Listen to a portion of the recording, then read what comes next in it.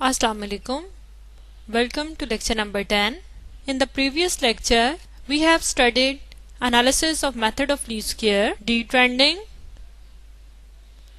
and we read about the analyzing the seasonal variation. Now we will start in today's lecture the different methods of analyzing the seasonal variations. We will study ratio to moving average method, ratio to trend method, and then link relative method. Ratio to moving average method. There are mainly 4-5 steps that is included in ratio to moving average method. In the first step, this method is most frequently used for the computation of seasonal index numbers. This is very important that the ratio to moving average method is used for the computation of seasonal index numbers or seasonal indices. ठीक है? The first step is to eliminate the trend component. क्या करता है first step? Eliminate the trend component. To this end, divide the original observation for each month or quarter by the corresponding 12-month or 4-quartered centered moving average and express the result as a percentage. Means we have to find 4-quarter centered moving average in the first step. Compute the seasonal relative for each month or quarter. Then we will compute seasonal relative. It is worthwhile to note that each monthly or quarterly value is assumed to consist of the product of the effects of T. T means trend, C cyclical, S seasonal and I irregular components. वो क्या कह रहे हैं कि it is assumed to consist of the product of the effects of these 4 components, and each moving average is a measure of bind effect of trend and cyclical components, that is T multiplied by C. Then हम क्या करेंगे? Divide the original data by the corresponding moving averages and then multiply by 100 and estimate of the effects of seasonal and irregular components combined is obtained. That is, original data जो हमारे पास होगा उसको divided by moving averages multiply by 100. This is called seasonal relatives. अभी जो पीछे हमने method पढ़ा था उसमें भी seasonal relative को इसी तरह से डिफाइन किया गया था. अब ये हम लोगों ने जो 4 कंपोनेंट्स पढ़े हुए हैं उन 4 कंपोनेंट्स की फॉर्म में इसको लिख दिया गया है. डिवाइडेड बाय मूविंग एवरेज में ये ट्रेंड और साइक्लिकल है variation. Next step is to remove the effects of the irregular component in order to obtain seasonal indices. अब नेक्स्ट में हमने क्या करना है कि हम लोगों ने इररेगुलर जो कंपोनेंट का इफेक्ट है उसको डिलीट करना है. ये देखें कि जब हम इनको इस तरह से सीजनल रिलेटिव्स फाइंड आउट करते हैं तो उसमें हमारे पास सीजनल और इररेगुलर वेरिएशंस आ रही होती हैं. S shows the seasonal and I shows the irregular. ठीक है, तो वो कह रहा है कि नेक्स्ट स्टेप जो हम करेंगे इसमें उसमें हम फिर इररेगुलर कंपोनेंट्स को खत्म करेंगे. To achieve this and arrange the seasonal relatives by month और quarters and find the monthly और quarterly averages using either the mean और मीडियन. बिल्कुल उसी तरह से हम ये स्टेप करेंगे कि हम लोगों ने अब मीन या मीडियन को फाइंड आउट करते हुए सीजनल रिलेटिव जो है वो अरेंज करने हैं first of all and then find the monthly और quarterly averages. Mean is to be used compute a modified mean by discarding the usually large और small seasonal relative under each month or quarter so that the average is not distorted. As we know that mean is affected by the large and small values. These monthly or quarterly averages do not average 200. Then adjust them by multiplying each median or modifies mean estimate of seasonal index by the correction factor that will make average of all the indices equal 100. ठीक है जी, ये वो steps involve हैं जो कि इस method को use करने में हम इस्तेमाल करेंगे. जब हम इसकी एक न्यूमेरिकल एग्जांपल करेंगे तो आप ये देखेंगे ये सारी चीजें पढ़ने में इतनी डिफिकल्ट आपको लग रही हैं, ये सॉल्व करने में इतनी डिफिकल्ट नहीं है. स्टूडेंट एक एग्जांपल कर लेते हैं. Compute the seasonal indices for the 4 quarters by the method of ratio two moving averages. देखें स्टूडेंट्स, फर्स्ट ऑफ ऑल जो हमने स्टेप पढ़ा था उसमें ये था 4 quarter centred moving average find out हमने करनी है. ठीक है, उसके लिए जो फर्स्ट कॉलम मैंने यहाँ पे बनाया है, ये डाटा हमें क्वेश्चन में गिवन है। 9049 के 4 क्वार्टर्स हैं, देन 9050 एंड देन 9051। ये इस तरह से डाटा हमें गिवन था। ये रोज की फॉर्म में है, ये 9049 है और 50 और 9051 के लिए।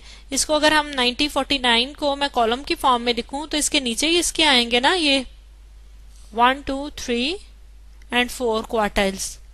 ठीक है, जो क्वार्टर्स में वैल्यूज हैं वो भी बिल्कुल इसके सामने हम लिखेंगे। यानी फर्स्ट में है हमारी 105, 77, 68 एंड देन 95। मैं सिर्फ ये आपको इसलिए समझा रही हूँ कि ये डाटा लिखने का एक तरीका है, क्योंकि नेक्स्ट स्लाइड पे जो मैंने काम किया है वो इसी तरह से किया हुआ है।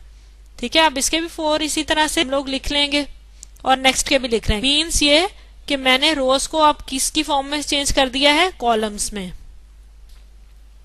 रोज चेंज इनटू कॉलम्स।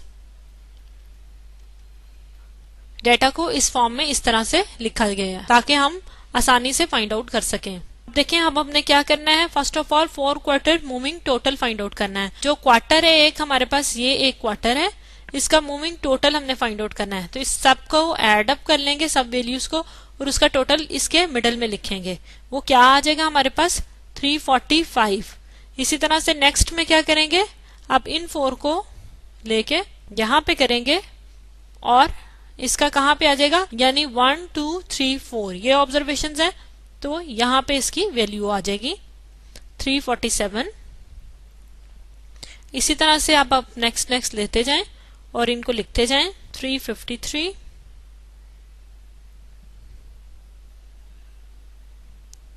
359, 370, 380। ये मैंने बड़ी डिटेल से आपको लास्ट लेक्चर्स में करवा दिया है कि किस तरह से हम 4 quarter centred moving average find out करते हैं। ये वही लास्ट एग्जांपल वाले ही स्टेप्स हैं सारे, फिर भी मैंने आपको इधर एक्सप्लेन कर दिया है कि इसका हम 4 क्वार्टर मूविंग टोटल किस तरह से फाइंड आउट कर रहे हैं। जो लास्ट वाला है ये किन 3 4 का कॉम्बिनेशन है, 1 2 3 4। आपको ये पता है कि जो हम हमेशा इन 2 के मिडल में ही लिखेंगे, सही है। अब उसके बाद क्या करना है, देखिए यहाँ पे क्या करना है, 4 क्वार्टर सेंटर्ड मूविंग टोटल अब हमने फाइंड आउट करना है। अब ऐसा करें कि सेंटर्ड इन दोनों का फाइंड आउट करें और यहाँ पे लिख दें। फर्स्ट वैल्यू क्या आएगी, 692। यानी हमने क्या किया, 345 प्लस कर दिया 347, सही। अब हम क्या करेंगे, 347 और इसको एड अप करके बिल्कुल इधर सेंटर में लिख लेंगे। हमारे पास 700 आ जाएगा। इन दोनों को करेंगे और इनके सेंटर में लिख लेंगे 712। जब इन दोनों को करेंगे तो इनके सेंटर में लिखेंगे 729,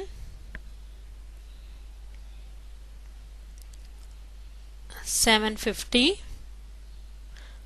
आपने बिल्कुल ध्यान रखना है कि इनको लिखने का भी एक पैटर्न है कि जब हम इसको ड्रॉ करते हैं ग्राफ पे तो इसी वजह से ये सही इसकी पोजीशन आती है कि हम इनको सही तौर पे लिख रहे होते हैं जहां पे ये वैल्यू आती है, सही। अब हमने नेक्स्ट में क्या करना है कि 4 क्वार्टर सेंटर्ड मूविंग एवरेजेस हमने फाइंड आउट करनी है।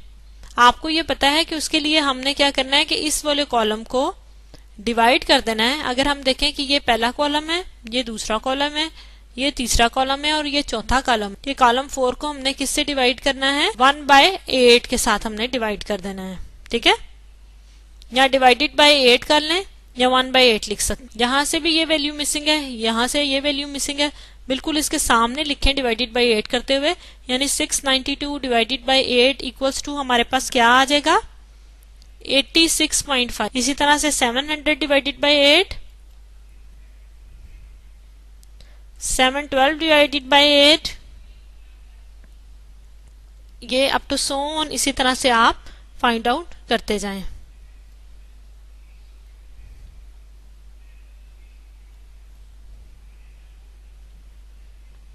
And 100.5 last is 102.8।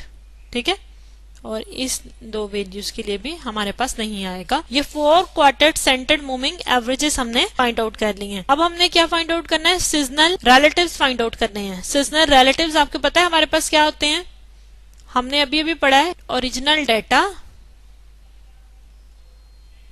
या ओरिजिनल वैल्यूज भी कह सकते हैं, डिवाइडेड बाय हमारे पास क्या आ जाएगा, ट्रेंड, जो कि ये हमने ट्रेंड और एवरेज, ये जो अभी हमने ये मूविंग एवरेज फाइंड आउट की है वो मल्टीप्लाई बाय 100। ठीक है, तो ये हमारे पास क्या आ जाएगा, ऐसा ही आ जाएंगी अब हमारे पास, क्योंकि अभी अभी हमने ये देखें, मैं इस वाले फॉर्मूले को यूज कर रही हूं, original data divided by moving average multiply by 100 equal to seasonal relatives, that comes out S I. जो फर्स्ट वैल्यू आ जाएगी, जो पहला हमारे पास यहाँ पे जो वैल्यू थी वो कौन सी वैल्यू है इसके सामने, यानी हम करेंगे 68 डिवाइडेड बाय 86.5 मल्टीप्लाई बाय 100 और इक्वल्स टू हमारे पास क्या आ जाएगा, 78.6। हम इस वैल्यू से ही स्टार्ट करेंगे, क्योंकि फर्स्ट टू वैल्यूज को तो हम इन्वॉल्व नहीं करते। मूविंग एवरेज का ये मेथड आपको बताया था, क्योंकि ये सेंटर्ड है, सेंटर्ड मूविंग एवरेज है, इसलिए ना फर्स्ट टू को करेंगे ना लास्ट टू को करेंगे। थर्ड वैल्यू से हम स्टार्ट करेंगे, जहां पे इसकी ऑब्जर्वेशंस लिखी हुई नजर आ रही हैं आपको। थर्ड के बाद ही प्रॉपरली जो है वो मूविंग्स जो है वो स्टार्ट हो रही हैं डाटा में। इसी तरह से आप क्या करेंगे, आप करेंगे 95 डिवाइडेड बाय करेंगे 87.5 मल्टीप्लाई बाय 100, तो हमारे पास क्या वैल्यू आ जाएगी, 108.6। ठीक, अब इन सबको करते जाएं, 120.2 91.1 78.9 109.3 1116.4 और लास्ट में क्या आ रहा है हमारे पास जो लास्ट वैल्यू आ रही है 96.3 आएगी लास्ट वैल्यू। ठीक है जी, तो ये हमने क्या फाइंड आउट कर दी है, सीजनल रिलेटिव्स। अब हमने क्या करना है, अब हमने सीजनल इंडिसेस फाइंड आउट करने हैं।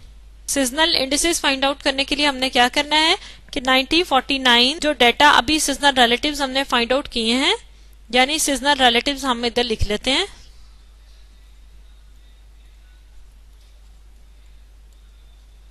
ठीक है, उसमें फर्स्ट वैल्यू में कुछ नहीं था, ना सेकंड में था, उसके बाद से स्टार्ट हो रहा था हमारे पास डेटा। 90 49 के लिए 78.6 108.6 120.6 91.1 78.9 109.3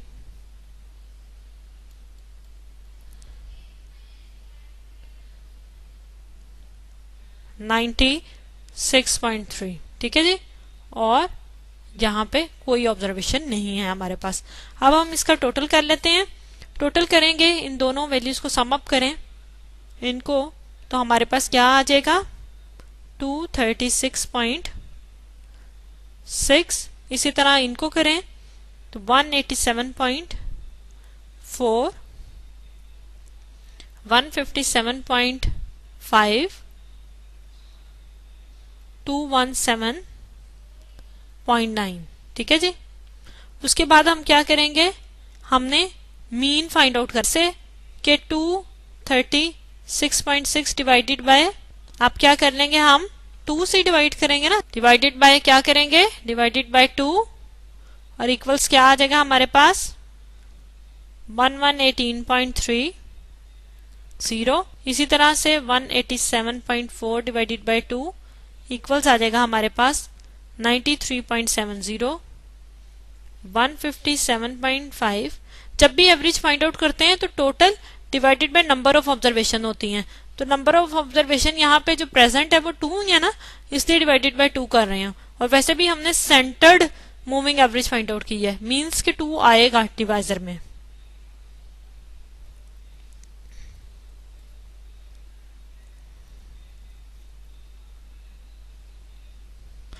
वन 108.95। अब इन सब को टोटल कर लें, सब एवरेजेस को टोटल कर लें, यानी एवरेज टोटल कर लें। तो हमारे पास क्या वैल्यू आ जाएगी 399.7. ठीक है, the sum of these mean percentages is 399.7 which is close to the desired 400. वैसे हमारे पास जो desired था वो क्या था 400. This is close to 400. सही है. So that no adjustment is necessary. Hence the desired seasonal indices क्या होंगे?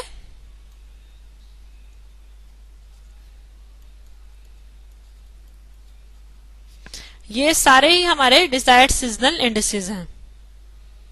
ठीक है, यानी कि हमारी फर्स्ट क्वार्टर में 118.30, 93.70, 78.75 and in the fourth quarter 108.95. These are the seasonal indices by using the method of 4-quarter centered moving averages. Next in the next topic ratio to trend method. आइए अब इस मेथड को देख लेते हैं.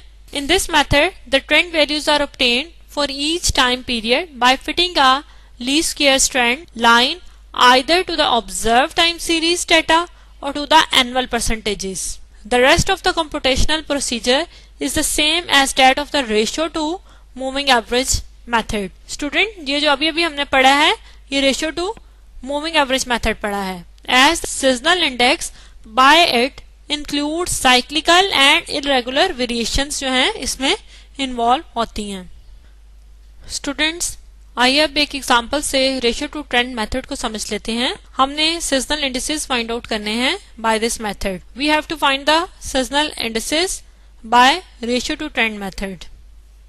ठीक है जी.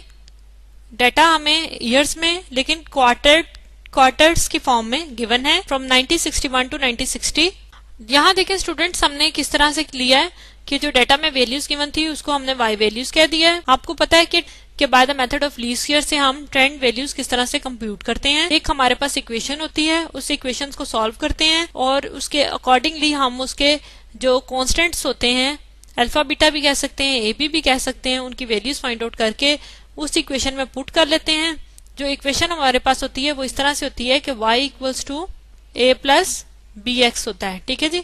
और जब हम y एस्टिमेटेड y हैट लिखते हैं मीन a भी एस्टिमेटेड होता है प्लस b भी एस्टिमेटेड होता है और x की वैल्यूज पुट कर करके हम इस तरह क्या ट्रेंड फाइंड आउट कर लेते हैं. अब हमने फर्स्ट स्टेप में क्या करना है, x वैल्यूज जनरेट करनी है. y हमारे पास टाइम भी होता है, इंडिपेंडेंट वेरिएबल होता है. x की वैल्यूज हमने जनरेट कर लेनी है. हम ये देख लेते हैं कि टोटल कितनी ऑब्जर्वेशन है, 16 है. यानी इवन नंबर ऑफ ऑब्जर्वेशन हमें even number of observations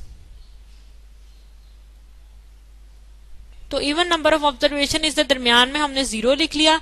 1, 3, 5, 7 up to so on हम चले गए और इसी तरह से -1, -3, -5 अप टू सो ऑन चले गए.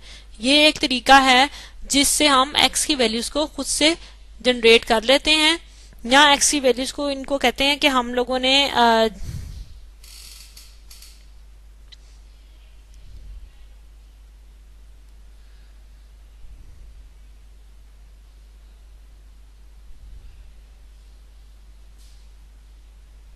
2 मिडल क्वार्टर्स के मिड में ये 0 की वैल्यू आई है और इस तरह से हमने इसके नीचे और ऊपर जो है वो 1 वैल्यू छोड़ के यानी कि 1, 3, 5, 7, 9, 11, 13, 15 और इसी तरह माइनस के साथ इधर ऑब्जर्वेशन स्टार्ट कर लेंगे. अब हम एक्स स्क्वायर इसका लिख लेते हैं. एक्स स्क्वायर में 15 को स्क्वायर करें माइनस हो तो इससे कोई फर्क नहीं पड़ेगा. स्क्वायर में हमेशा जाके वैल्यू पॉजिटिव हो जाती है. और इसी तरह से 13 का स्क्वायर करें, 11 का करें 121, 81, 49, 25, 9, 1, 0 और फिर 1, 9, 25 और 7 का करेंगे 49, 81, 121, 169 एंड 225. एक्स वाई करें यानी इस कॉलम को इसके साथ मल्टीप्लाई करें तो हमारे पास जो फर्स्ट ऑब्जर्वेशन है वो आ जाएगी -18, 30, -16, 25, 1298, 1053, -833, जब माइनस इस प्लस वाली वैल्यू की, क्योंकि ये प्लस है ना इसके साथ, ऑब्वियस है इसके साथ प्लस है, तो प्लस माइनस हमेशा माइनस ही आएगा। माइनस 570 माइनस 342 माइनस 109 और उसके बाद आ जाएगा 105 297 465 623 774 880 1079 1260। अब हमने इस ट्रेंड वैल्यू में ये ए और बी की वैल्यू जो मैंने यहाँ लिखी हुई है इसको फाइंड आउट करना है। ये हमारे पास क्या आ गया है, ये हमारे पास वही स्ट्रेट लाइन है by the method of least square, जो कि हम रिग्रेशन में भी इस लाइन को पढ़ते हैं। इसकी टू नॉर्मल इक्वेशंस बना लें। फर्स्ट ऑफ ऑल क्या करेंगे, सम करेंगे, इसके साथ सम अप्लाई करेंगे। Sum of y t equals to n a plus b sum of x. मैंने लास्ट में लेक्चर में आपको ये बता दिया था। और उसके बाद क्या आ जाएगा, सम ऑफ एक्स, इसके साथ एक्स को मल्टीप्लाई करें तो a sum of x plus b sum of x square. ये इसकी टू नॉर्मल इक्वेशंस बन गई हैं। ठीक है, अगर देखें आप पीछे स्टूडेंट्स, तो आपके पास यहाँ पे जो सम ऑफ एक्स है वो इक्वल्स टू 0 है ना, क्योंकि कुछ 0 के बिलो कुछ वैल्यूज हैं और कुछ आप हैं, वो सिमिलर वैल्यूज हैं विद द नेगेटिव साइन। इसका मतलब है ये आपस में कैंसिल होकर सम ऑफ एक्स जो है वो हमारे पास 0 हो जाएगा। पुट इन वन इक्वेशन में जब हम इसको रखेंगे तो sum of y equals to n a plus b 0 equals to n a sum of y, यानी a equals to sum of y over n हम फाइंड आउट कर लेंगे। ठीक है, सिमिलरली हम क्या करेंगे कि पुट कर दें sum of x equals to 0 in equation 2, sum of x y, इसको एक्स वाई भी लिख सकते हैं, एक्स वाई टी भी लिख सकते हैं। T is obvious, a 0 plus b sum of x square. तो हमारे पास b क्या निकल आया, sum of x y over sum of x square. ये हमारे पास b की वैल्यू फाइंड आउट होगी। अब हमने क्या करना है, a की वैल्यू फाइंड आउट करने के लिए हम क्या करेंगे, सम ऑफ y को डिवाइडेड बाय कर देंगे n के साथ, और y का क्या सम था हमारे पास, वो था 1657 divided by total number of observation 16 है, तो a की वैल्यू क्या आ जाएगी हमारे पास 103.56। ठीक है जी, इसी तरह आप b को कर लें, सम ऑफ एक्स वाई क्या था हमारे पास, वो था -22177 divided by sum of x square is 1360। तो हमारे पास क्या आ जाएगा, b -1.60। ठीक है जी, ये a और b की वैल्यू फाइंड आउट होगी। अब इन वैल्यूज को आप यहां पे पुट कर दें, यहां पे पुट कर दें और x की हर वैल्यू के लिए y hat t find out कर लें। ठीक है, यानी अब x जो है वो पहले -15 होगा, इसके लिए y हैट t1 के लिए सपोज करें, t1 इसको कह लें, और जब हम यानी 103.56 माइनस 1.60 मल्टीप्लाई बाय -15 करके इसको सॉल्व करेंगे सारी इक्वेशन को, तो हमारे पास क्या आ जाएगी, पहली वैल्यू 127.56। इसी तरह से इसको करते जाएं और ट्रेंड जो है वो फाइंड आउट कर लें। ये मैंने सारा लेक्चर जो है डिटेल से लास्ट लेक्चर में आपको बता दिया था इस टॉपिक के बारे में, और आपको इसकी प्रैक्टिस करके इसको समझ लेना चाहिए, क्योंकि नेक्स्ट जितना भी हमने काम करना है, अगर आपको पिछला काम आता होगा तो ही आप नेक्स्ट को अच्छी तरह से समझ सकते हैं।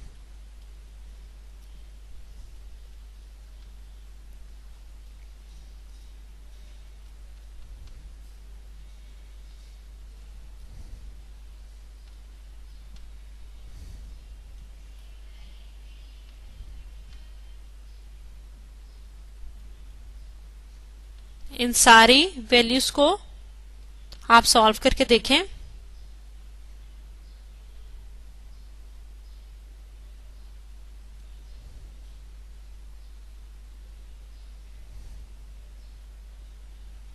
82.76 and then 79.56.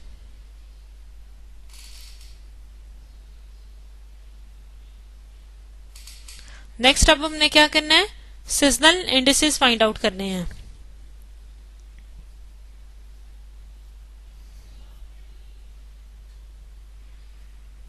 देखिए student, seasonal indices find out करने के लिए हम क्या करेंगे कि हमारे पास जो 1.6 आया है, 1.60 जो आया है हमारे पास b की वैल्यू को, अगर हम 1.60 को divided by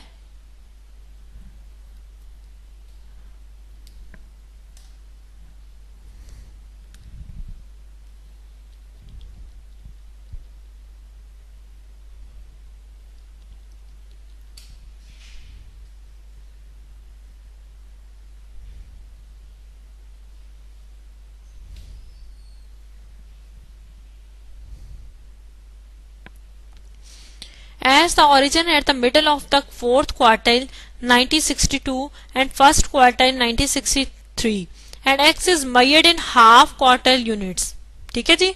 The trend values are computed by substituting the values of x in the least square equation and they appear in the last column, जैसे कि हमने लास्ट कॉलम में इसको बता दिया है। Next we divide each observation in the original data by the corresponding trend value and multiply it by 100।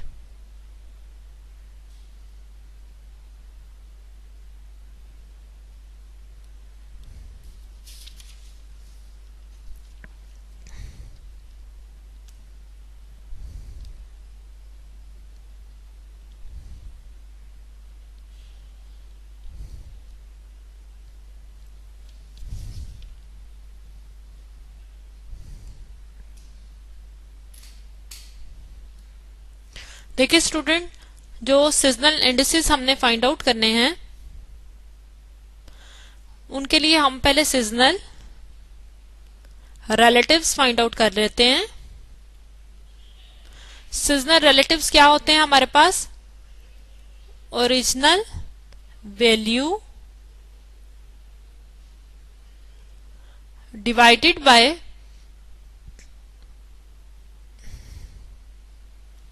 Trend multiply by 100।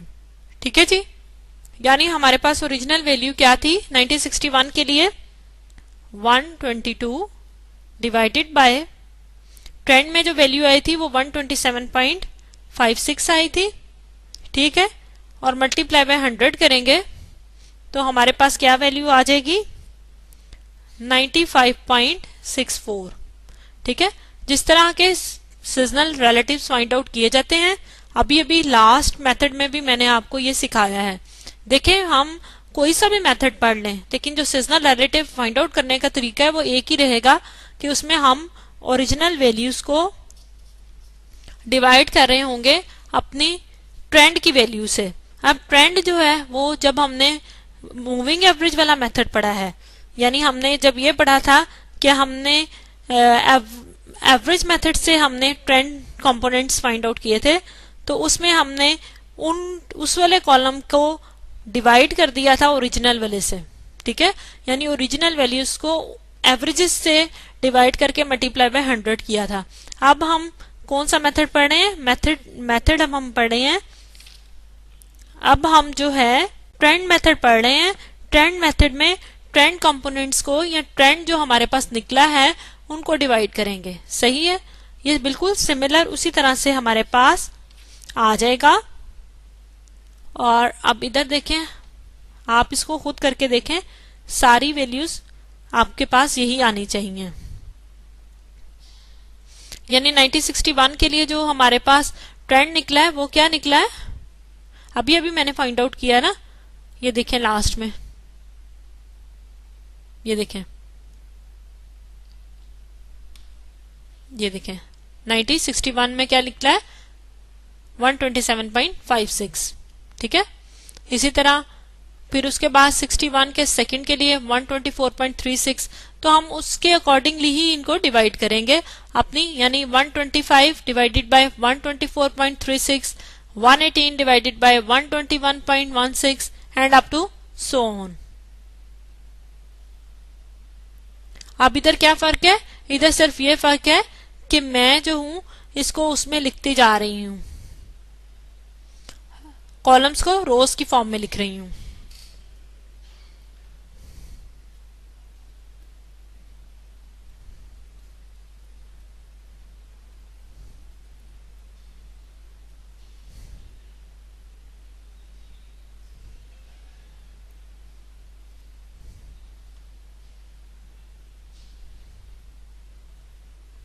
Fourth जो हमारे पास क्वार्टर है उसकी वैल्यूज को भी हम साथ ही लिख देते हैं।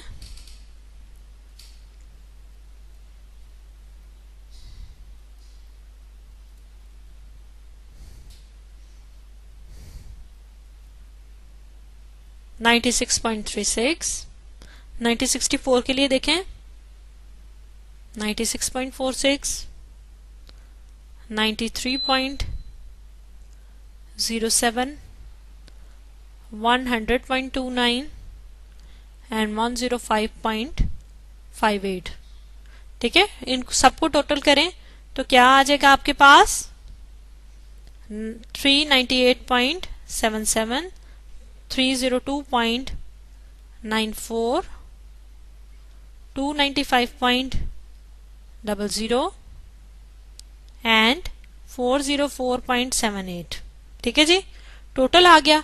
अब इसकी एवरेज फाइंड आउट कर ली, यानी इसको डिवाइड कर दिया 4 के साथ और इधर लिख लिया, तो इसकी एवरेज में क्या आएगा 99.69, 100.98, 98.33 एंड 101.20।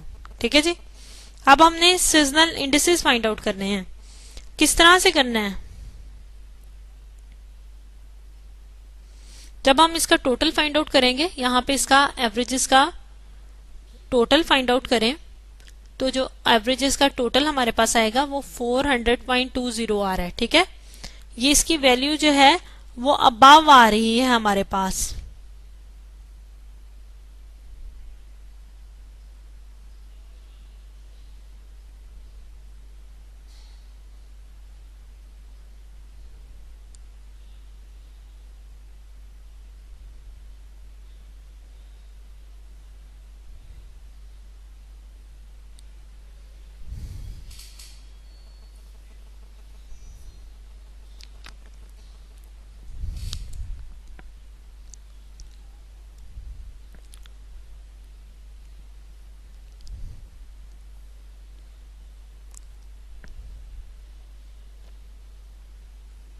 अगर हम हमारे पास देखें 105.20 और 93.07 जो है वो एक्सट्रीम आ रही हैं ऑब्जर्वेशंस।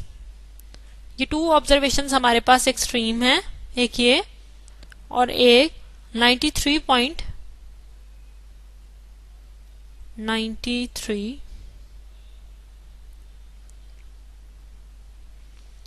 यहाँ पे है 93.07।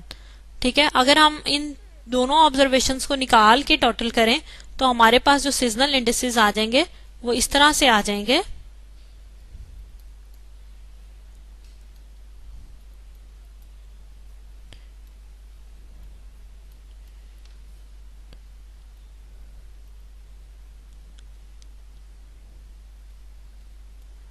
ये हमारे पास 400 आ जाएगा।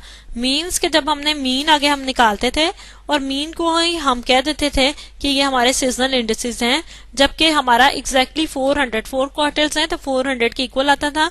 यहाँ थोड़ा सा कम उससे होता था तो हम कहते थे कि इसमें एडजस्टमेंट करने की जरूरत नहीं है, लेकिन इधर देखें कि 400 से अबव चला गया 0.20, तो इसके लिए हमने क्या किया है कि इसको एडजस्टेड करने के लिए we discard these extreme relatives before computing totals. ठीक है, टोटल्स को कंप्यूट करने से पहले, एवरेजेस को फाइंड आउट करने से पहले ये जो दो हमारे पास एक्सट्रीम हैं, यानी ये स्मॉलेस्ट है और ये लार्जेस्ट है, इन दोनों को निकाल दिया डाटा में से और उसके बाद हम टोटल करके हम अपना सीजनल इंडिसेस इस तरह से फाइंड आउट कर लेंगे। स्टूडेंट्स, आइए अब हम इस मेथड को पढ़ लेते हैं, लिंक रिलेटिव मेथड को।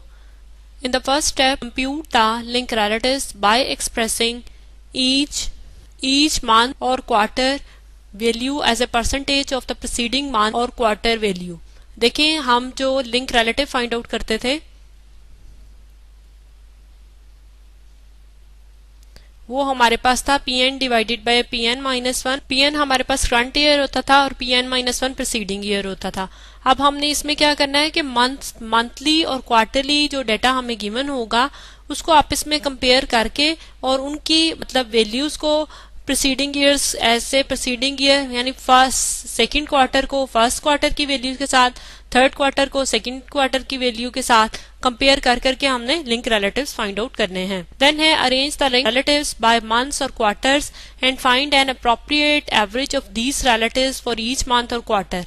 ठीक है, जब ये हम फाइंड आउट कर चुकेंगे लिंक रिलेटिव्स तो तब हम क्या करेंगे, कोई एक एवरेज फाइंड आउट कर लेंगे, इससे हम मीडियन और मीन को फाइंड आउट कर लेंगे और रिलेटिव्स हम जो चेन रिलेटिव्स अब फाइंड आउट करने के लिए क्या करेंगे, means convert the average, median और mean relatives into a series of chain relatives by setting the value of January or the first quarter as 100 and carrying the process to include the first unit of the next period।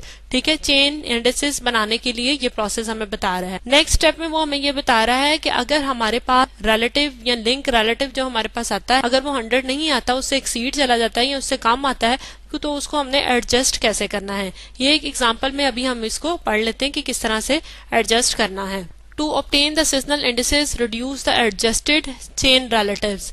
ठीक है, अब ये adjusted chain relatives का हमें बता रहा है कि उसको हम किस तरह से उससे seasonal indices find out करेंगे। अगर हमारा exceed था chain relative तो उसको हमने adjusted chain relative में convert किया, then उससे हमने seasonal indices किस तरह से find out करने हैं। तो इस स्टेप में वो हमें यही बता रहा है कि हम ये करेंगे कि हम जो फर्स्ट होगा यानी इधर लिखा हुआ है कि to the same level as January और the first quarter by multiplying each of the adjusted chain relatives by the correction factor. Okay, by the correction factor that will make the average of the indices equal 100, जो कि indices को 100 के equal कर लेंगे। इस तरह से इसकी एडजस्टेड चेन रिलेटिव्स हम फाइंड आउट करेंगे जिनसे हम सीजनल इंडिसेस बाद में फाइंड आउट करेंगे। अभी एक एग्जाम्पल में इसको करते हैं जिससे आपको ये कॉन्सेप्ट बिल्कुल क्लियर हो जाएगा। स्टूडेंट आइए एक एग्जांपल से सीजनल इंडिसेस फाइंड आउट कर लेते हैं by using the link relative method. ठीक है, ईयर्स हमें 1948 टू 1951 एग्जांपल में गिवन है। इसी तरह से आप देखें 4 क्वार्टर्स भी हमें गिवन है। फर्स्ट ऑफ ऑल हमने क्या करना है, लिंक रिलेटिव फाइंड आउट करना है।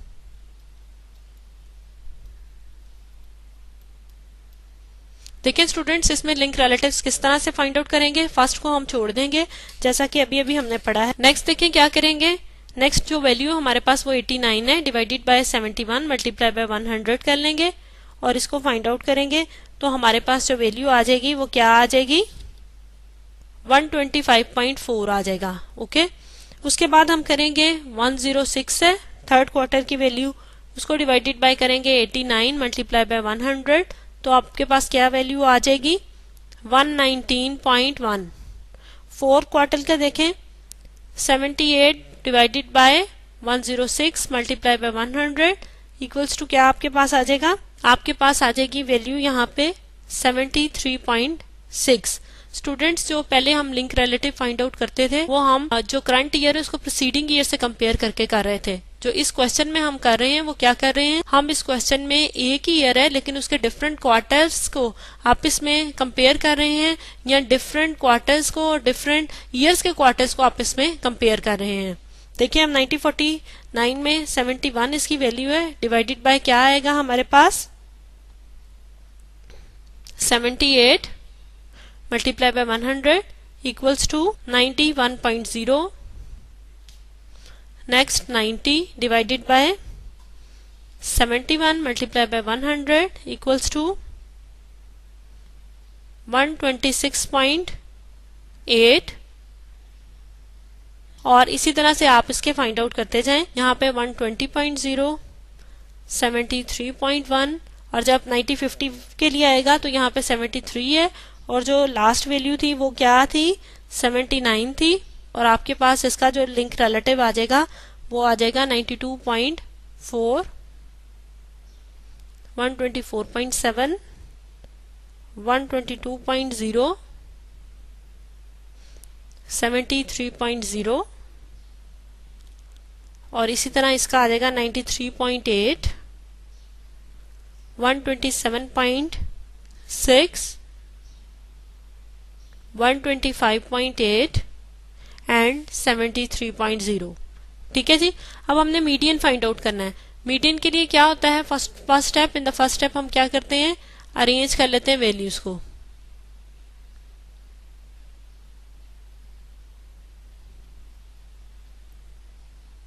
Ascending order.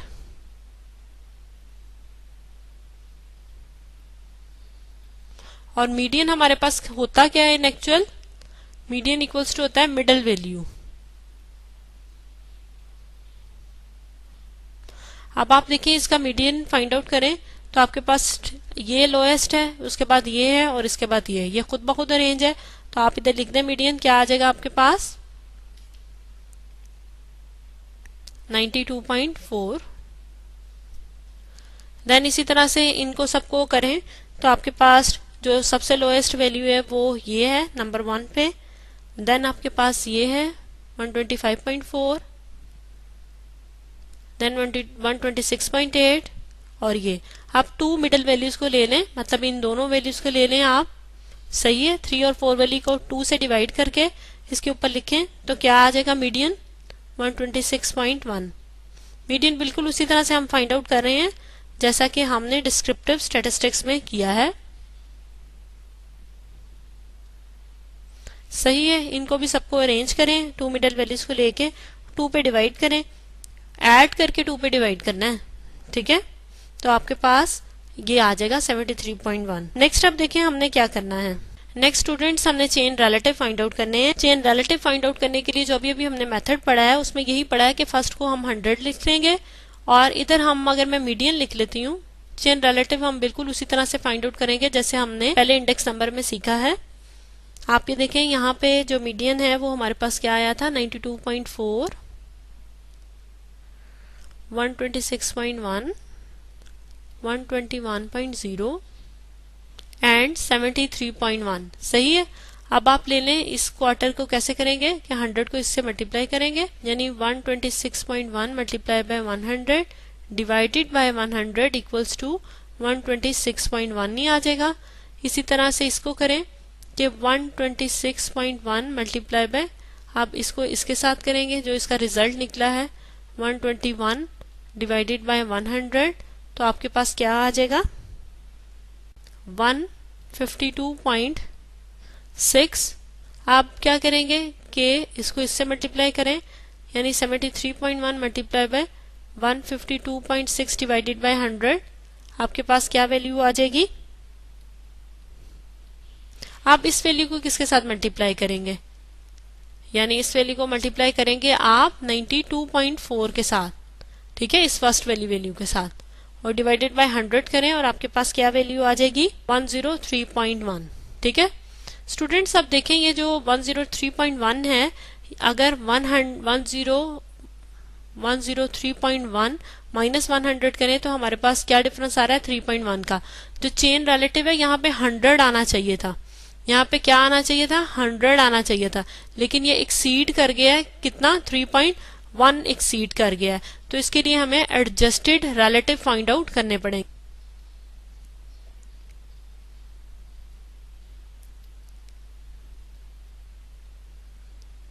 चेन रिलेटिव्स हमें फाइंड आउट करने पड़ेंगे। उसके लिए हम क्या करेंगे कि सेकंड क्वार्टर से, क्योंकि फर्स्ट को तो एज इट इज लिख लेंगे, सेकंड क्वार्टर से उसकी वैल्यू लिखें 126.1 माइनस करें 3.1 डिवाइडेड बाय 4 से, ठीक है, और आपके पास आंसर आ जाएगा इसका 125.32।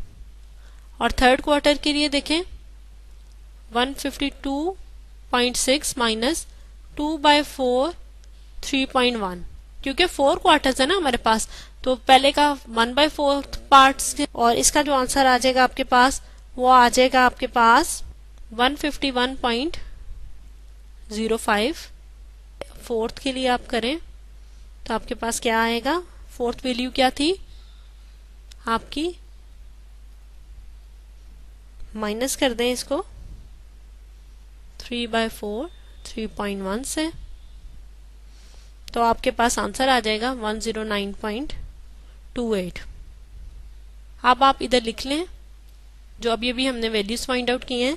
सेकंड में क्या आई थी वैल्यू,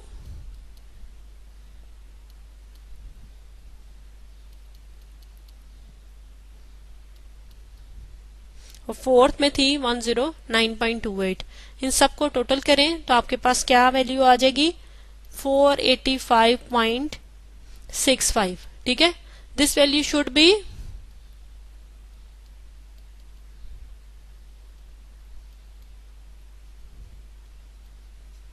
400। ठीक है, लेकिन ये 400 से एक्सीड कर रही है, सो हमें इसे भी एडजस्ट करना पड़ेगा।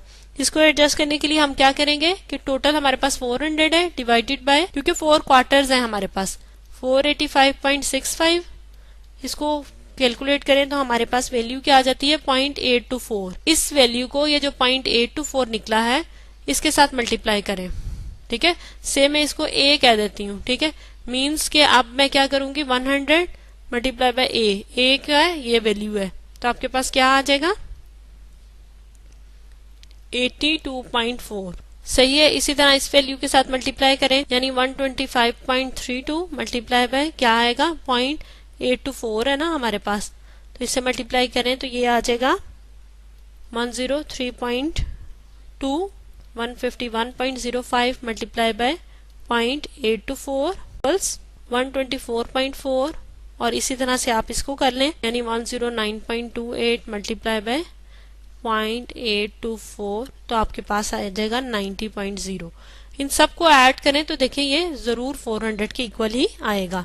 सही है, इसका ये मतलब है कि हमने सीजनल इंडिसेस फाइंड आउट कर लिए। These are our required seasonal indices.